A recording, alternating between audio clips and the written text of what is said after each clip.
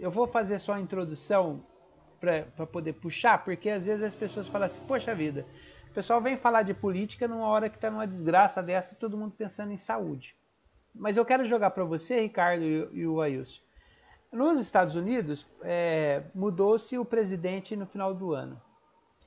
Se a gente, eu não consegui, não deu tempo, não consegui puxar lá, mas se a gente pegar a curva, mudou o presidente, mudou a Covid. Então, o que acontece? A política tem tudo a ver com isso. E a gente está aqui num país onde que as coisas não estão melhorando e a perspectiva é que não melhorarão, porque não tem uma ação concreta dos que são responsáveis por isso do ponto de vista nacional. Então, a discussão é essa, assim, olha, a política tem tudo a ver com isso e para onde que a gente vai em relação a isso? Ricardo e Ailton. Tem tudo a ver com isso, Paulinho, e a política nos trouxe até aqui. A gente tem dois problemas muito graves no país. O problema imediatíssimo, que é o problema sanitário, da Covid, que tem levado o Brasil ao caos, e que não vai ser resolvido enquanto a gente tiver um presidente negacionista. Isso seria muito importante que tivessem ações no Congresso Nacional, já desde o ano passado, para abrir um processo de impeachment e de criminalização das coisas que o presidente da República tem feito e tem liderado nesse período de pandemia. O segundo problema, que já vem de antes do Bolsonaro, vem desde 2016, é o problema econômico, que foi drasticamente agravado nesse período de pandemia. Então, o Brasil tem um problema sanitário e tem um problema econômico. As pessoas estão morrendo de Covid-19 sem leitos de atendimento e as pessoas vão passar a morrer de fome daqui a pouco, porque não tem emprego e não tem renda. Esse é um grave problema. E a gente só vai resolver pela política. Não adianta tirar o Bolsonaro, obviamente que vai aplicar uma política melhor de combate à Covid-19, não negacionista, que vai ser um avanço extraordinário, mas se não mudar o modelo econômico, o Brasil não vai sair desse caos. E o maior perigo de tudo isso, Paulinho, é a incapacidade do campo democrático poder conversar de maneira minimamente civilizada, racional e programática. E aqui eu estou falando todo o campo democrático, não é só a esquerda, não. A esquerda precisa ter o programa dela, precisa, a partir desse programa da esquerda, conversar com outros campos da política. Agora é o momento de conversação, para que não só tirar o Bolsonaro, mas também fazer uma mudança na política econômica. O que está acontecendo, por exemplo, nos Estados Unidos.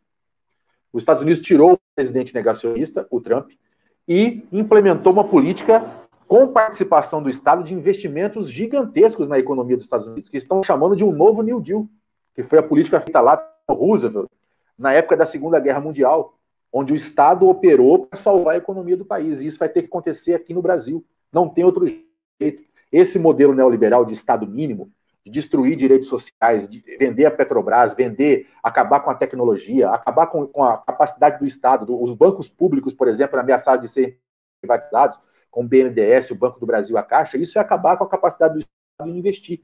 E sem o Estado a gente não vai sair disso. Então são dois problemas gravíssimos, Paulinho e Ailson, na minha visão. O problema sanitário, que é imediato, e só vai ser resolvido com um programa nacional de enfrentamento, e aí passa pelo impeachment do Bolsonaro ou a sua interdição, e o problema econômico, que já vem de antes do Bolsonaro e não pode ficar depois, porque com esse programa econômico a gente também não sai do buraco. Então são dois movimentos muito grandes, muito importantes e que chamam a responsabilidade do campo de esquerda. Eu vi essa semana o Boulos chamando a conversação, o Lula chamando a conversação, só não vi o Ciro Gomes chamando a conversação, infelizmente, né? Poderia ter chamado também. Vi hoje, por exemplo, que o Fernando Henrique se dispõe a conversar com o PT, conversar com o Lula. Eu acho que todas essas conversas são fundamentais, mas desde que elas sejam baseadas nesse programa. Um programa imediato de retirada do negacionismo da nossa frente, para que a gente possa salvar vidas, e um programa econômico que possa libertar o Brasil das amarras que foram colocadas em 2016 a partir do impeachment. Isso é uma tarefa que cabe a nós, é uma tarefa histórica do nosso momento.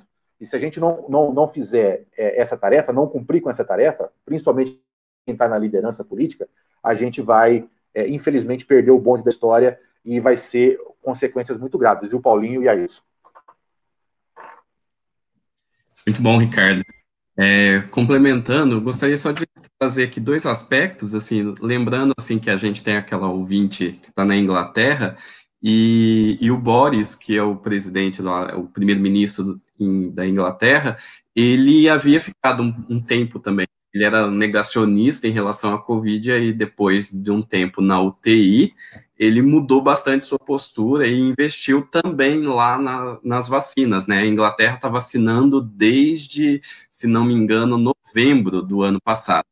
E aí eu destaco também o papel do Donald Trump, que também, mesmo tendo sido negacionista e tendo feito vários discursos para aquele público dele, ele também nos bastidores investiu nas vacinas, e agora essas vacinas no brasileiro começaram a ser aplicadas com muito mais intensidade.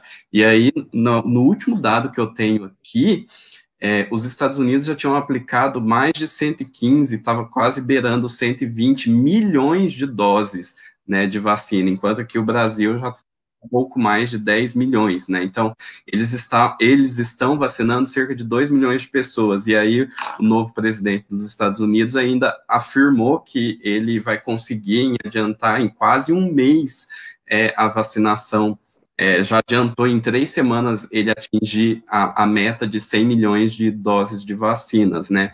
E aí eu questiono, né, tipo, o quanto que o Brasil não vai ficar atrasado em relação a esses outros países, porque à medida que esses países forem vacinando a população em massa, a economia ela vai começar a se movimentar muito mais, né? O país ele vai sair daquele salto negativo. E o Brasil, ele está no mínimo, uns 3, 4 meses atrasado em relação a esses países, né? Então, considerando também que a gente aqui, a gente tem a crise pandêmica está muito mais intensa do que os outros países. Na hora que nós sairmos dessa crise e a vacina se intensificar, a gente vai estar muito mais atrasado em relação a esses outros países, né? E aí, eu gostaria também de destacar que, assim, por outro lado também, a Covid tem sido uma muleta para esses neoliberais desse governo, né? Eu lembro que lá em janeiro de 2020 a economia já estava patinando, né? O emprego estava aumentando, o dólar subindo, e a crise, assim, era uma crise que estava muito ali iminente, e assim, não se falava muita coisa naquele momento, né? E a economia não deslanchava, né? E aí agora com a crise sanitária, a culpa agora é da crise sanitária, é da Covid e por aí vai. Eu entendo que, assim, pensando a gente vai precisar, assim, reconstruir o país. Eu gosto muito dessa ideia de que, olha, para 2022, precisa, assim, seja quem for progressista, a gente vai precisar reconstruir tudo isso que tem sido destruído ao longo dos anos. Acho que essas são as minhas considerações aí. Não sei se quer comentar, Ricardo, Paulo. É isso mesmo, viu, o Ailson Paulinho? É o seguinte, falar para o trabalhador direto e reto, Paulinho. Tirar o Bolsonaro para proteger a sua vida e tirar o Paulo Guedes para proteger o seu emprego ou devolver a sua renda. Porque com o Bolsonaro e com o Paulo Guedes, com essa política negacionista e esse projeto econômico fracassado, a gente não vai sair do buraco. Um recado aí para o Lula, para o Boulos, para o Ciro, para o Flávio Dino, que possam sentar na mesa de negociação, trazer o centro que possa pensar direito nessa reforma econômica que é necessário, o setor empresarial. O Brasil precisa ser reconstruído mesmo e não vai ser reconstruído com uma única corrente de pensamento. A construção nacional, historicamente, ela mostra que precisa de unir forças em torno de um objetivo. E esse objetivo, o Ailson disse bem, reconstrução Brasil. Muito bom mesmo, porque não é fácil não. A situação que a gente está passando é muito difícil. Eu vou colocar um pequeno vídeo aqui antes da gente terminar, que eu achei muito interessante, e a gente tem que começar a usar pequenos símbolos para poder atingir a população. Então tem um cara no governo que a gente se disse o cara que sabe tudo no governo, né, que é o Paulo Guedes. Grande amigo nosso, né, Ricardo? Passamos 2019 falando bastante sobre ele. Então, Paulo Guedes é o cara, o super Paulo Guedes, assim, que diz que Ipiranga. O posto Ipiranga. Outro dia o cara falou o seguinte, que se o posto Ipiranga tem tudo, aquele cara que tá lá que não sabe nada, ele tá na figura do presidente. Ele é o cara que não sabe nada. Então, portanto, assim, a gente tem algumas figuras emblemáticas, mas que são muito importantes para a nossa sociedade. E o Paulo Guedes é um cara muito importante nesse momento. E ele é muito responsável por tudo isso que a gente está passando. Então, vou colocar um videozinho aqui que a gente descolou dele. É bem curto e bacana. O Super Obrigado Paulo Guedes está com promoções incríveis.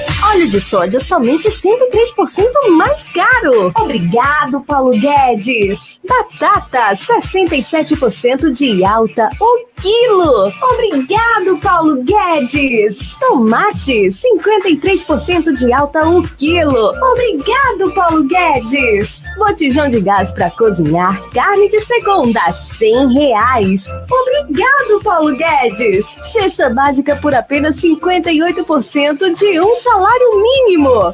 Super obrigado, Paulo Guedes. Preços altos e agradecimentos todos os dias. No supermercado as pessoas me agradecem. O Super Obrigado Paulo Guedes está com promoções incríveis. Bom, com isso a gente, assim, eu acho que É isso. é bem ilustrativo e assim muito importante essa situação toda, né? É um desserviço que está fazendo esse governo, assim, destruição total que vocês falaram. E eu estava lembrando aqui, enquanto vocês estavam falando, até pouco tempo o pessoal falava que não, para resolver isso aí podia fazer a imunização de rebanho, né, que eles falavam, né? Agora você imagina a situação que a gente ia estar se fosse aplicado esse tipo de... Inclusive o Nogueira chegou até a falar aqui em Ribeirão, né?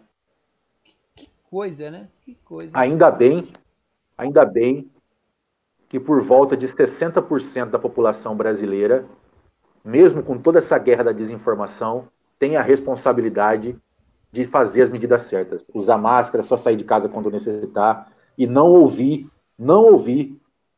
os absurdos que se ouve do governo federal e nem se iludir por aquilo que ele mostra, né? Aglomeração sem máscara, ir na praia, entrar em mercado, entrar em bar e fazer aquilo tudo.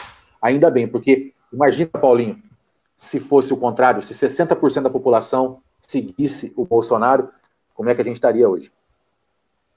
Terrível.